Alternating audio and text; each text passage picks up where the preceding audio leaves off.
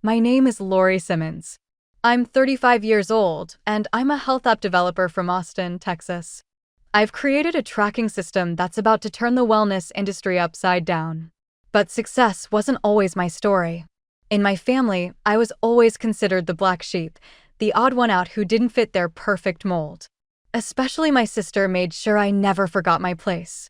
At one family dinner, the tension that had been building for years finally exploded. We were gathered around the table in my parents' suburban house, the same room where I had endured countless evenings of feeling invisible. My sister Anna looked me straight in the face, her eyes filled with the same contempt she'd shown me since we were kids. "A failure doesn't deserve a seat at our table," she spat out, her words dripping with venom. Before I could react, my mother stood up. But instead of defending me, she forcibly grabbed my arm, shoved me into my old bedroom, and slammed the door shut with a bang that echoed through the house. I stood there in the darkness of the room where I'd spent so many nights dreaming of a different life. My heart pounded wildly against my ribs, but I didn't plead. I didn't argue. I didn't beg them to understand. I had nothing left to say to people who had made up their minds about me long ago. Instead, I simply opened the door, walked through the house one last time, and left without saying a word. No dramatic goodbye. No tearful scene. Just the quiet click of the front door behind me and the warm Texas night air on my face. The next day, everything changed. News of my $100 million deal spread across every media outlet. My face was on television screens, my name in every headline. And my family's world turned upside down.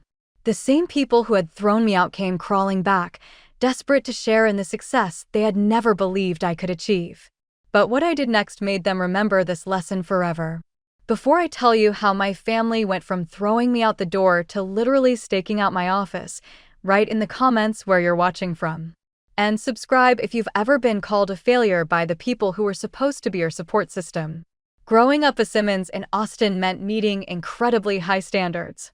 It wasn't enough to simply exist or find your own path. You had to excel in the ways they defined as important. I was the middle child, sandwiched between two siblings who perfectly fit my parents' idea of success, and that position came with its own special kind of invisibility. My father, Kyle Simmons, owned a thriving plastic surgery clinic in the heart of the city. He spent his days helping wealthy clients chase perfection, sculpting their appearances in a place where looking good mattered as much as the blazing summer sun that beat down on our Texas streets. Everything in his world was about image, about presenting the right face to the world. My mom, Margaret Simmons, taught marketing at the university. She created courses on branding that influenced everyone from local startups just finding their footing to oil giants that had been in Texas for generations. She understood how to shape perceptions, how to make people see what you wanted them to see. It was a skill she applied liberally to her own children. My older sister, Anna Simmons, followed directly in our mother's footsteps. She landed a high-paying job at a major agency, handling advertising campaigns for some of the biggest Texas brands. She had a gift for turning ideas into viral hits, for making products irresistible to the public. At family gatherings, she was the star, the one who could do no wrong. My younger brother, Cody Simmons, took a different but equally approved path. He dove headfirst into stock trading, and by the time he was 25, he was already making serious money on fast-paced deals and energy stocks. He understood the market in ways that impressed our father, who saw in him the practical business sense that our family valued above all else. And then there was me, Lori Simmons. While my siblings built resumes and networked at high society parties downtown, I was in my room, tinkering with early computer programs. I taught myself to code when other girls my age were learning to style their hair or curate their social media presence. I was fascinated by what technology could do, by the possibilities hidden in lines of code. But in my family, that fascination was not an achievement, it was an oddity, a phase to be outgrown. Our family gatherings became parades of my siblings' accomplishments. Every weekly dinner at the suburban house, with its spacious porch and manicured lawn, followed the same script. Anna would hold court, bragging about her latest advertising campaign win, maybe a new commercial for a popular beer that aired during football season, or a social media strategy that broke engagement records.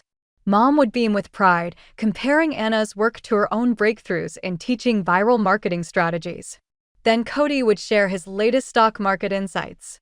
Our father would nod approvingly, praising his ability to spot trends in Texas's unpredictable energy economy.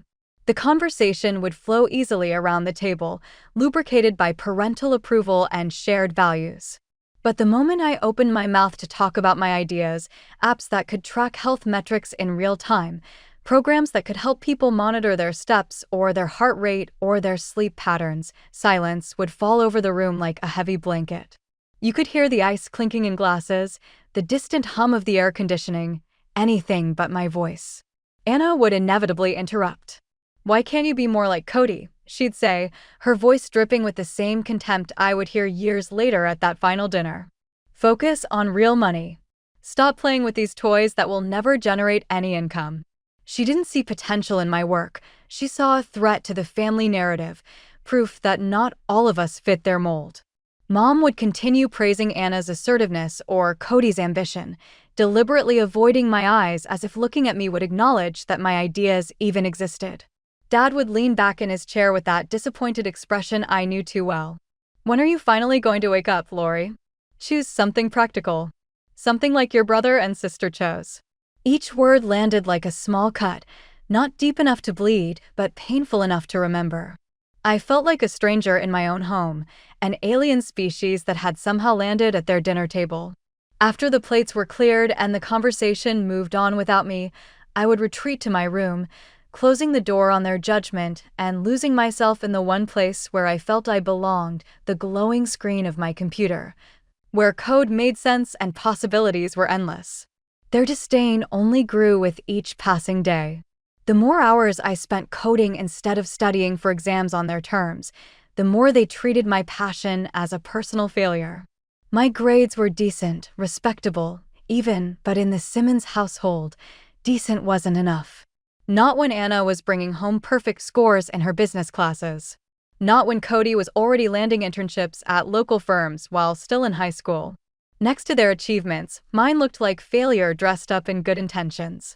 I started skipping things. School events. Football games. Family barbecues. Every hour I wasn't at some approved activity was an hour I could spend building prototypes for apps that tracked fitness trends and health metrics. I dreamed big, maybe too big for a girl from Austin with no connections and no funding. I imagined creating tools that could help people in a state where outdoor life was part of the culture, but obesity rates were climbing anyway. I wanted to make a difference. I wanted my work to matter. But the constant reproaches ate away at me from the inside. Family dinners became countdowns to humiliation, regular reminders that I didn't measure up to their standards. Sometimes I ate alone in my room just to avoid the tension. Sometimes I made excuses not to come at all. Either way, they noticed, and either way, they had something to say about it. The breaking point came during my sophomore year at the University of Texas. Anna was in a prestigious business school. Cody was already interning on Wall Street, not because he'd earned it on merit alone, but because our father's connections had opened doors that stayed closed to most kids his age. And me? I was studying computer science, which in their eyes was a step down from everything my siblings had achieved. I had an idea. A real one. I wanted to drop out and found my own company, a startup that would develop health apps and make self-care accessible to ordinary people through technology. I wasn't just playing anymore. I had a vision, a plan, a fire in my chest that wouldn't go out. So I brought it up at dinner, naively hoping that this time might be different. It wasn't. Carl put down his fork like I'd interrupted something important. "That's reckless, Lori. You can't just rush into a competitive market without a degree. What do you have that thousands of other developers don't?" Margaret nodded along. "Finish university first. Then you can play around with your ideas. If they even work." But Anna's words cut deepest. She looked at me with that same expression she'd worn since we were children, the older sister who knew better, who had all the answers. "This is your immaturity showing again. This isn't a plan. It's a fantasy. And fantasies leave you with nothing." I sat there in silence, absorbing their words like blows. And then, from the far end of the table, someone spoke up. My grandmother, Victoria Simmons. Margaret's mother. After dinner, she pulled me aside into the hallway where no one could hear us. She was an independent woman, the kind who had built a small boutique from nothing in an Austin suburb back when that meant something. She understood things my parents never would. "They don't understand dreamers," she whispered, her eyes bright with a knowing I'd never seen in anyone else from my family. "You and me both." Then she pressed a check into my hand. $5,000. More money than I'd ever held at once. "Go," she said. "Create something real." 3 months later, she was gone. A heart attack, sudden and unforgiving. She never got to see where her belief in me would lead. She never got to watch me prove that her faith wasn't misplaced. The following week, I dropped out of school. I moved into a cramped apartment downtown, sharing space with roommates I barely knew because it was all I could afford. I used my grandmother's money for the most essential equipment, a better laptop, some development software, enough to get started. My parents reacted by reducing communication to brief calls about household logistics. Nothing about me, nothing about my work. Just practical updates, like I was a distant relative instead of their daughter. Cody treated my choice as an embarrassment. He stopped mentioning me entirely when he was with his friends, pretending I didn't exist. Anna, in her own special way, started sending me articles about failed startups and job postings for tech support positions. She said she was helping me prepare backup plans. She said she wanted to make sure I had options when things went wrong. At the rare family gatherings I still attended, I was seated away from the main conversation. My updates about the app were dismissed as hobby talk, something I'd grow out of eventually. No one asked questions. No one seemed curious about what I was building. But here's the thing about rejection: it can break you or it can push you. For me, it pushed. Ruth Hayes, my best friend from college, stopped by my cramped apartment the night before I officially left the university behind. She found me surrounded by boxes and code, looking smaller than I felt. "You're going to prove them all wrong," she said, and hugged me tight. Not like she was saying goodbye. Like she was sending me off to war. Those words stuck in my head as I stepped into the unknown. They played on repeat during the long nights and the longer days.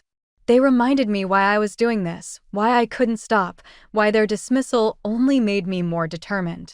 Have you ever felt like a stranger in your own family? I'd love to hear your story. The first few years after leaving university were grueling in ways I hadn't anticipated.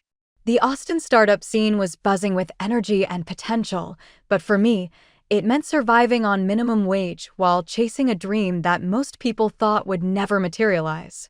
I wasn't living the entrepreneurial fantasy, I was living the reality, and the reality was hard. I took shifts as a waitress at a local diner, the kind of place where the lunch rush felt like a battlefield and your feet didn't stop hurting until hours after your shift ended.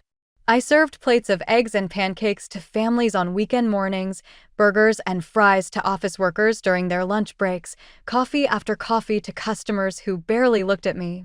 The tips were unpredictable, and on slow days they barely covered my share of the groceries. When rent came due and my tips weren't enough, I couch surfed. I lugged my laptop and a single bag of clothes from one friend's spare room to another, never staying in one place long enough to feel settled. Some nights I slept on actual couches. Other nights it was an air mattress in a corner or a patch of floor if that's all that was available. My roommates changed with the seasons, but my routine stayed the same. Mornings were for freelance work, fixing simple websites for small businesses that couldn't afford real developers. It paid next to nothing, but it was something. During the day, I wrote code for my health app prototypes, building and rebuilding, testing and failing, learning with every mistake. At night, I collapsed onto whatever free bed I had access to, too exhausted to dream but too determined to quit. The endless grind drained me in ways I couldn't articulate. Some weeks I had to make impossible choices, a hot dinner or paying for cloud storage to continue my testing. More than once I chose the cloud storage. More than once I went to bed hungry but satisfied that my work could continue. And through it all, Anna's mockery followed me like a shadow. One evening after a particularly brutal shift, when a customer had left without tipping and my feet were screaming in protest, I opened my email to find a message from my sister. She had attached an article about a failed health tech startup in Dallas, a company that had burned through its funding and collapsed in under 2 years. Her accompanying note read, "Thought this might remind you of your little experiment. Don't end up like them." The words hit me like a physical blow. They brought back every family dinner, every dismissal, every moment I'd felt small and inadequate. For a few minutes, I sat there in the dark, letting the despair wash over me. Then I closed the email without responding. I wouldn't give her the satisfaction. The next day, over coffee at a cheap diner that wasn't the one where I worked, I vented to Ruth. She was the only one who truly listened, the only one who never made me feel like my dreams were foolish. She sat across from me in a cracked vinyl booth, stirring her coffee and letting me talk until I had nothing left to say. When I finished, she leaned in close. "They're wrong, Lori. All of them. Keep going. Your app could change lives." Those simple words pulled me back from the edge. They reminded me why I had started this journey in the first place, not to prove anything to my family, but because I genuinely believed I could make a difference. Ruth's support was a lifeline in waters that would have drowned me otherwise. Then I met Elijah Chin. It happened during a slow shift at the diner. Between orders, I was sketching app interfaces on napkins, rough drafts of screens, user flows, features I wanted to include. A customer at one of my tables noticed. He was sitting alone, nursing a cup of coffee, and he'd been watching me draw for a while before he spoke. "What's that?" he asked, nodding at my napkin. I hesitated, then told him. It was an idea I'd been developing for months, an app that tracked health metrics through simple user data. Nothing invasive, nothing complicated. Just patterns that could help people understand themselves better. His eyes lit up in a way I hadn't seen before. Not pity. Not dismissal. Interest. It turned out Elijah had just sold his own web company and was looking for new projects to invest in. We talked for an hour after my shift ended, sitting in that same booth where I'd served so many customers, and by the time we finished, something had shifted between us. 2 weeks later, he became my partner. He invested $70,000, enough to register the business officially, file for our first patents, and rent a small shared office in downtown Austin. For the first time since leaving university, I had a real foundation beneath my feet. The dream was no longer just mine. It was ours. And it was finally becoming real. Our first app, Health TK, launched with hopes so high they felt unshakable. We were wrong. The technical errors piled up faster than we could fix them. Bugs appeared in places we hadn't thought to check. User data synced incorrectly. The interface crashed at random intervals. And beneath all of it lay a problem we had badly underestimated: the strict health data storage requirements in Texas. We thought we understood compliance. We didn't. Not really. Not well enough. Clients started backing out after initial tests revealed the extent of our issues. One by one, they withdrew their interest, their trust, their potential business. Within 18 months, we had burned through every dollar of Elijah's investment. The money was gone. The momentum was gone. Everything we'd built seemed on the verge of collapsing. But Elijah remained calm in a way that amazed me. While I spiraled into self-doubt, wondering if my family had been right all along, he sat me down and spoke with absolute certainty. "This is just a setback," he said. "Now we know what not to do." That's valuable information. We pivoted. We rebuilt. We created Vital App, a new approach focused on AI-powered health monitoring for everyday users. The concept was stronger this time, built on the lessons of our failure. But funding remained the same obstacle it had always been. Money was tight. We could only afford co-working space 3 days a week, and on the other days, we worked out of public libraries, huddled over laptops and surviving on free Wi-Fi and determination. Pitch after pitch to venture capitalists ended the same way: polite smiles, gentle refusals, doors closing in our faces. We were too small, they said. Our experience was insufficient. Our goals were too ambitious for Texas's conservative market. Come back when you have traction. Come back when you have users. Come back when you're worth our time. 37 meetings. 37 rejections. Our savings dwindled to almost nothing. Elijah started talking seriously about mortgaging his apartment, his last remaining asset, the one thing he hadn't yet risked on this dream. We looked at each other across a library table one afternoon and made a decision. One more month. 30 days to find funding or shut it all down for good. That's when everything changed. Riley Park was a partner at a venture fund specializing in health innovation. She wasn't like the others we'd pitched to. She didn't scan the room while we talked, didn't check her phone during our demo, didn't ask the same generic questions about market size and exit strategies. She listened. Really listened. And when we finished, she asked sharp questions about scalability that told me she understood what we were actually building. Unlike every other investor who had sat across from us, she saw potential where others saw risk. "You're solving tomorrow's health problems today," she said. She invested $500,000 for a 15% stake in our company. That money changed everything. It covered the lease for a proper office, actual walls, actual desks, actual space to call our own. It funded salaries for our first real employees. It gave us room to breathe, to grow, to become what we'd always known we could be. For the first time since I'd left university with nothing but my grandmother's $5,000 and a head full of dreams, our vision had real shape, real substance, real possibility. Would you have kept pitching after 37 rejections? I still wonder sometimes. By 2010, our company started gaining real traction. With Riley's investment fueling our expansion, Vital App evolved from a simple prototype into a full-fledged platform. We integrated user data with sophisticated analytics, offering personalized health recommendations that actually meant something. The technology worked. People used it. Word spread. We hired Diego Ramirez as our lead engineer. He was a coding virtuoso, the kind of person who could debug complex algorithms faster than anyone I'd ever met. When the rest of us got stuck, Diego found a way through. When the code seemed impossible, Diego made it possible. He was exactly the person we needed. Mariah Jenkins joined the marketing team, and she brought something even more valuable than her expertise: connections. She had spent years building relationships in the Texas healthcare system, and she used every single one of them to pitch our app to clinics across the state. Doors that had been closed to us suddenly cracked open. Conversations that had gone nowhere started leading somewhere. We were no longer just two people with a dream and a library card. We were a company. A real one. And for the first time, the future didn't look like something to fear, it looked like something to build. Our first clients were small hospitals in Austin, the kind of community institutions that didn't have massive budgets or cutting-edge technology, but cared deeply about their patients.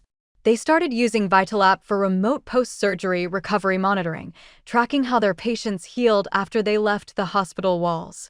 It wasn't glamorous work, but it was meaningful. Implementation wasn't perfect. Early users reported minor bugs in data synchronization, moments where the app didn't quite do what it was supposed to do. But crucially, the app was HIPAA compliant. In Texas, where privacy laws were enforced with particular strictness, that compliance wasn't just a checkbox, it was the foundation of trust we needed to build. Every small hospital that signed with us represented someone willing to bet on our vision.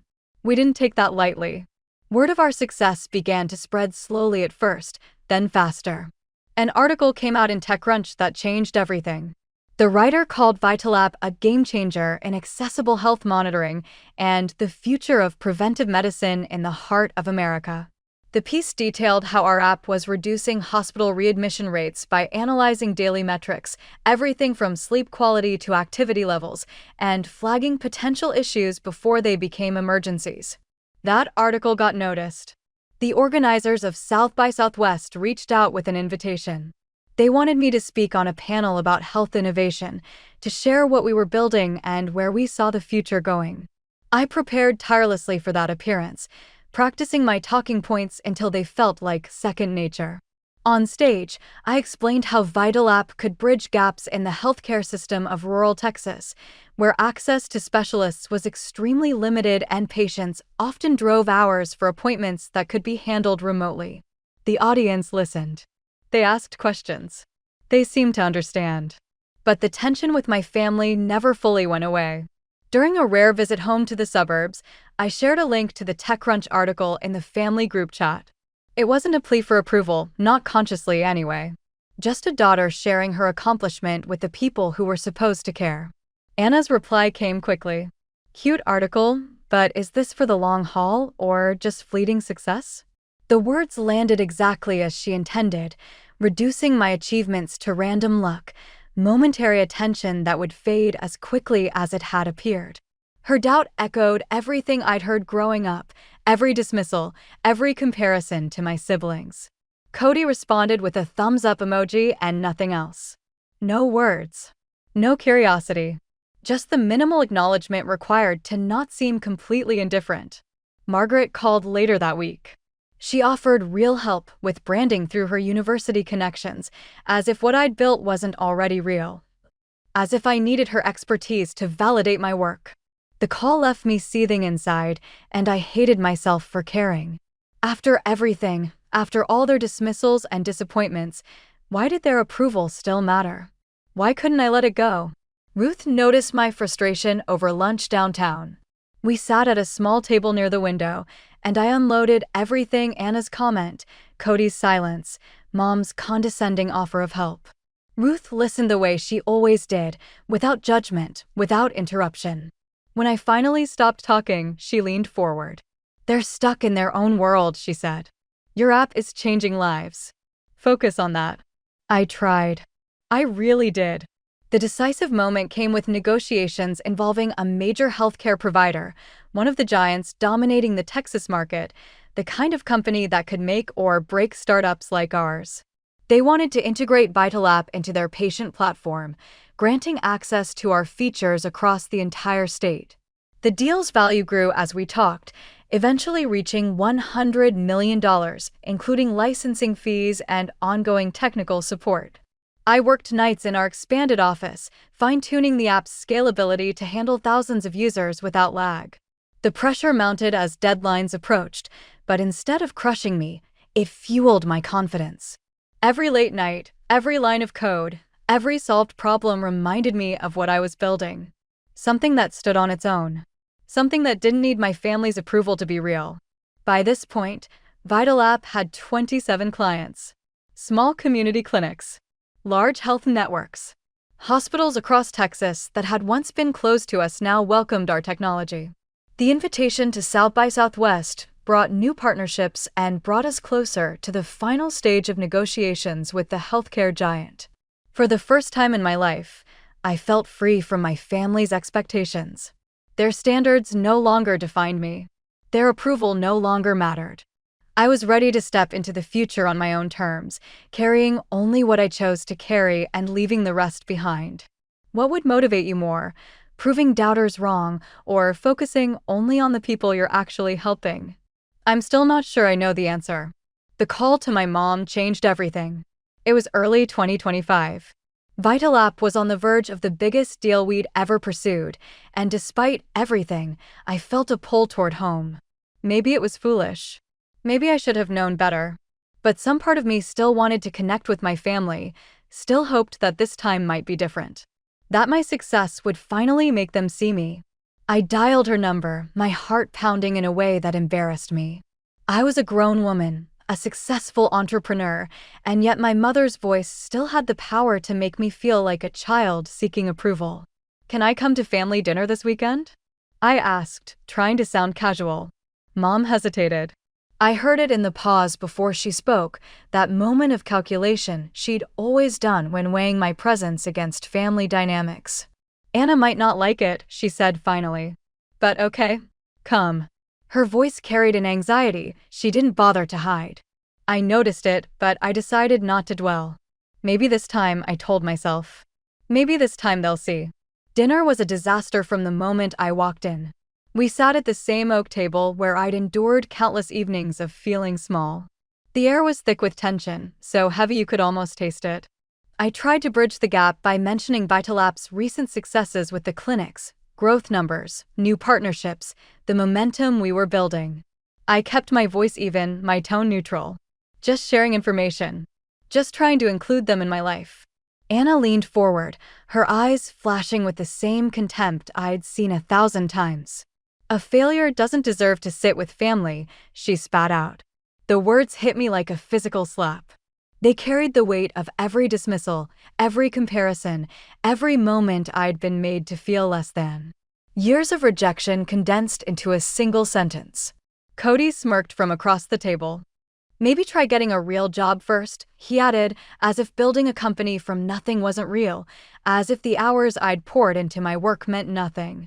My father nodded slowly and muttered something about the importance of a stable career, the kind with a steady paycheck and benefits and none of the risks I'd taken.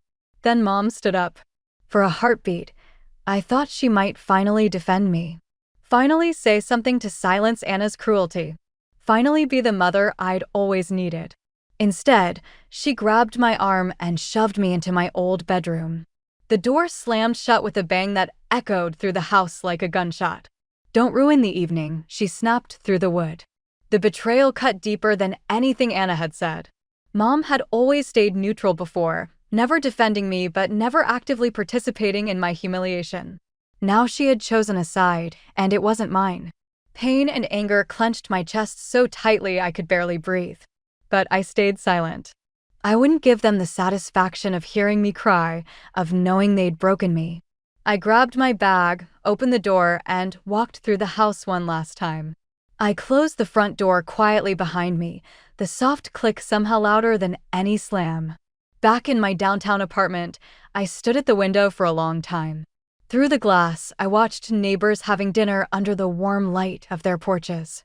Families laughing together. People who belong somewhere. The loneliness weighed heavily on my shoulders, but I refused to let it break me. Ruth texted, inviting me over for dinner. I declined. I couldn't face anyone right now, not even her. I needed to work.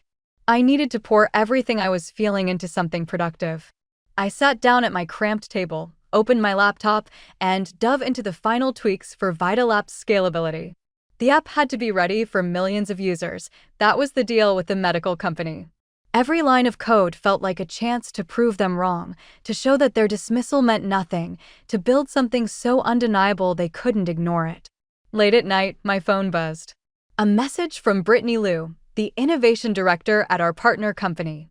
We're concerned about the app's ability to handle our user volume. Can you address this urgently? My pulse quickened. This was it. The make or break moment we'd been working toward. Everything I'd built, everything I'd sacrificed, everything I'd endured, it all came down to this. I started coding. I spent hours adjusting data processing protocols, working through the night to ensure seamless integration with their patient systems while strictly adhering to every privacy regulation. The work consumed me entirely, pushing out the pain from the family dinner until it was just a dull ache in the background. Code became my language again, the one place where I had control, where I could fix things, where I could build something that worked the way it was supposed to. At dawn, I sent the updated specifications. My fingers trembled on the keyboard from exhaustion, from determination, from the weight of everything resting on this moment. I leaned back in my chair and looked at the empty coffee mugs scattered across my table like monuments to the night. 4, maybe 5. I'd lost count. Their words echoed in my ears. Failure, don't deserve. They played on a loop I couldn't stop, but instead of breaking me, they fueled the fire inside. They would regret underestimating me. All of them. The deal was so close I could taste it, and I wouldn't let their doubts stop me now. The night dissolved into work. Time lost meaning. In my empty Austin apartment, the only light came from my screen. The only sounds were my keyboard and the occasional siren from the street below. Then the screen lit up with another call from Brittany Liu. We need the app to scale to millions of users without breaking our system, she said, her tone sharp with worry. Can you guarantee that? I didn't hesitate. Yes. I dove back into the code, reconfiguring data distribution to handle the massive load while keeping patient information private. Every line had to be perfect. Every protocol had to be bulletproof. Hours blurred into one as I optimized the integration with their electronic health record system, checking and rechecking, ensuring every byte met their standards. My eyes burned. My back ached. But the stakes were too high to rest. This was the final hurdle before the deal. Around midnight, my phone buzzed with Riley's name. Her voice was upbeat despite the hour. Their team is back in the office, she said. They're reviewing your updates right now. They're impressed with your speed. Her words sparked a glimmer of hope, but I couldn't afford to celebrate yet. I started double-checking every line of code, searching for anything I might have missed. By 2 a.m., I sent the final specifications. My hands were surprisingly steady despite the exhaustion that had settled deep into my bones. At 4 a.m., the call finally came. Brittany Lou's face appeared on my screen, framed by her strict corporate office. For a moment, she just looked at me, and I couldn't read her expression. Then she spoke. "The scalability solution is brilliant," she said. "We're ready to sign the contract. $100 million, including licensing and ongoing support." I froze. The weight of so many years seemed to lift from my shoulders all at once. Tears came not from pain, not from the exhaustion of the night, but from the overwhelming validation that my path had been right. That my grandmother's faith had been justified. That every dismissal, every cruel word, every moment of feeling like a failure in my own family had led to this.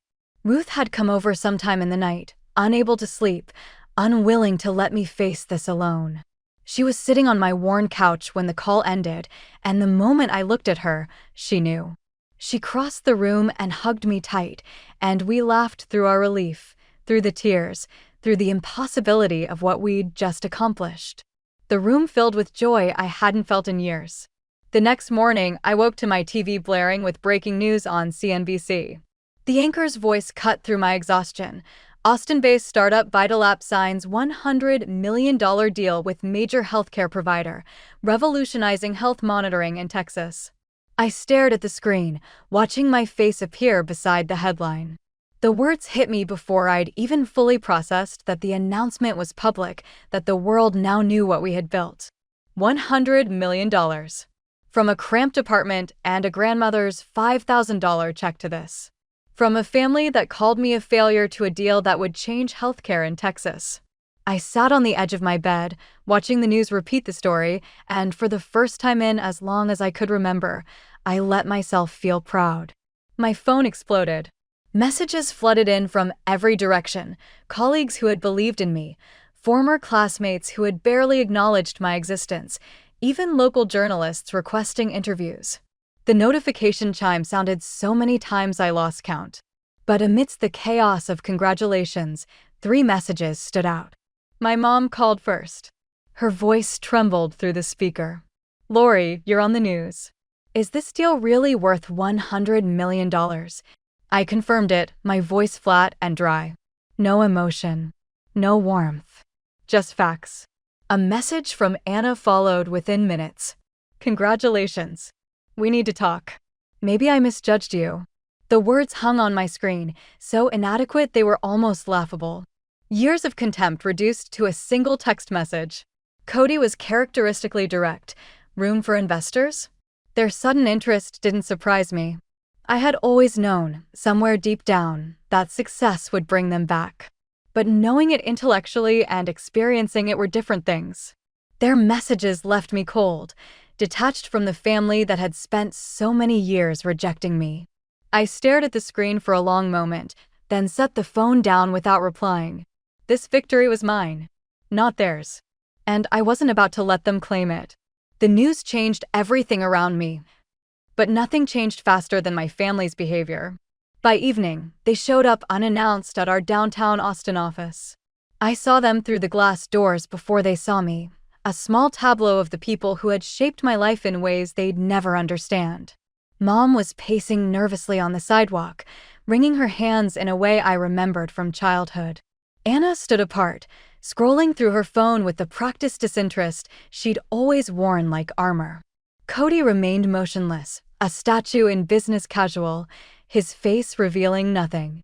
My father surveyed the building's exterior, taking in the modern architecture, the sleek windows, the prime location with its view of the city skyline. I watched them for a moment, gathering my strength. Then I walked through the lobby, pushed open the glass doors, and faced them. Without preamble, without greeting, without any of the social niceties they'd never extended to me, I led them to the conference room. I pulled up the signed contract on the large screen, $100 million, displayed in black and white for everyone to see. Here's a surprise, I said, my voice steady and cold. From the failure you didn't want at your table. Their faces froze. Eyes locked onto the numbers glowing on the screen, the zeros stretching across the document like an indictment of everything they'd ever believed about me. Anna broke the silence first. Lori, I was wrong about you. Congratulations. Her smile was strained, pulled tight over teeth that didn't quite show. Tears welled up in Mom's eyes, real or manufactured. I couldn't tell anymore. I'm sorry, sweetie. I'm so sorry. We're so proud of you now, my father added, as if the timing of his pride didn't matter. Then, without missing a beat, I have connections in hospitals, you know. We could expand the project together. Cody jumped in immediately, his voice eager in a way I'd never heard before. Let's invest together. Make it a family business. Think of the possibilities. Their sudden warmth was transparent. A veil draped over greed dressed up as love. They didn't see me. They saw the money, the status, the thing they could claim as partly theirs if they moved quickly enough. I stepped forward, and my voice rang out through the conference room. You only care about money and status. Where were you when I needed support? When I was couch surfing and choosing between dinner and cloud storage? When I was called a failure at your table and shoved into my room like a child? Anna's face hardened. You're being selfish. Pushing away family when we're trying to reconnect. You were the first to turn away, I shouted, the years of pain finally finding their voice. You mocked me. You dismissed me. You made sure I knew I didn't belong. And now you show up because I'm worth $100 million? That's not family. That's opportunism. The shouts filled the room until I couldn't hear anything but my own heartbeat. When the noise finally subsided, I pointed to the door. Get out. Now. They stood frozen for a moment, disbelief on their faces. Then, slowly, they filed out. Mom glanced back once, her expression unreadable. Anna wouldn't meet my eyes. Cody stared at the floor. My father was the last to leave, pausing at the threshold as if he might say something, but no words came. The door closed behind them. I stood alone in the conference room, the contract still glowing on the screen, and pulled out my phone. One by one, I blocked their numbers. No hesitation. No second thoughts. Just the quiet satisfaction of drawing a boundary that should have been drawn years ago. They had made their choice long before I made mine. Now we all had to live with it. Anna tried to spin it. Within days of our confrontation, she posted a fawning piece on LinkedIn, painting herself as my proud sister who had always believed in me. The post was filled with carefully crafted paragraphs about family bonds and shared success, designed to position her close to my achievement without acknowledging the years of contempt that had come before. I wrote one comment. Just one.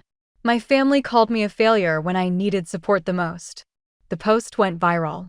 In Texas, media outlets picked up the story, calling it a saga of betrayal that resonated with anyone who had ever been dismissed by the people who were supposed to love them. The comments section filled with stories from strangers who had experienced similar rejections, similar family dynamics, similar pain. Anna's clients noticed. Major advertising agencies that had trusted her with their campaigns began dropping her, one by one. In an industry where reputation was everything, being publicly exposed as the sister who mocked a family member's dreams while they were struggling was a stain that wouldn't wash out. By March 2026, she was out of a job, her carefully built career crumbling beneath the weight of choices she'd made long before that LinkedIn post. My parents faced their own consequences. The scandal cast a long shadow over my mother's academic reputation. Students who read the story boycotted her classes, refusing to learn from someone whose public image now included shoving her daughter into a room while another child called her a failure. The university, sensitive to its own reputation, made the decision to let her go. My father's practice emptied gradually at first, then faster. Wealthy patients who had once trusted him with their appearances began finding other surgeons, other clinics, anyone not connected to a family scandal making headlines. His income plummeted. And beneath all of it, the mounting medical bills for my mother's chronic illness continued to accumulate, unaffected by reputation or scandal or the opinions of strangers. Soon, they missed mortgage payments. Then another. Within 3 months, the suburban house where I had grown up, the house with the spacious porch and manicured lawn, the house where I had been called a failure at the dinner table, was put up for sale due to debt. My parents moved into a cramped rental apartment, their lives reduced to a fraction of what they had once been. Cody's gamble on medical technology stocks, inspired by news of my deal, collapsed spectacularly. Market instability from new trade policies in 2025 drove up equipment costs across the industry, and his portfolio, overweight in exactly the wrong sectors, crashed beyond recovery. He filed for bankruptcy, left with nothing but a modest clerical job that paid fractions of what he'd once made. Their downfall wasn't my fault. I had to remind myself of that sometimes, in the quiet moments when guilt tried to creep in. I hadn't caused any of it. I had simply refused to let them rewrite history, refused to let them use my success to cover the scars they had left. Everything that happened afterward was the consequence of their own choices, their own actions, their own treatment of me, and everyone else they'd dismissed along the way. I, meanwhile, poured all my energy into Vital App. I worked alongside Elijah, who had believed in me from the beginning. Ruth, who had held me together during the darkest nights. Diego, whose coding genius made our impossible visions possible. Mariah, whose connections and tireless pitching opened doors we hadn't known existed. Together, we expanded our impact far beyond what any of us had imagined possible. I launched the Vital HT Scholarship, a program designed specifically for women in health tech who faced the same doubt and disbelief I had known. Women whose families told them their dreams were fantasies. Women who had been called failures by the people who should have supported them. Women who needed someone to believe in them the way my grandmother had believed in me. Ruth helped me select the first candidates. Sitting together in my office, reviewing applications from strangers whose stories echoed my own, I felt her support like a warm presence beside me. She reminded me, without needing to say a word, who truly mattered. Who had always mattered. Standing in my office with the Austin skyline spread out behind the windows, I felt something I hadn't felt in years: freedom. Complete, total freedom. My family's rejection no longer defined me. Their opinions no longer carried weight. Their absence was not a wound but a release. Success, I had learned, wasn't really about the deal I'd signed. $100 million was just a number on paper. Real success was something else entirely. It was breaking toxic bonds and choosing to live on my own terms. It was building a life surrounded by people who saw the real me, not the version of me they wanted to claim after I'd already proven my worth. Don't let your family define your worth. That's the lesson I carry with me every day. Walk away from those who only show up when you're shining. Build your life with people who saw you before the success, who believed in you when belief was all they had to offer. Have you ever had to walk away from people who only remembered you after your success? I'd love to hear your story.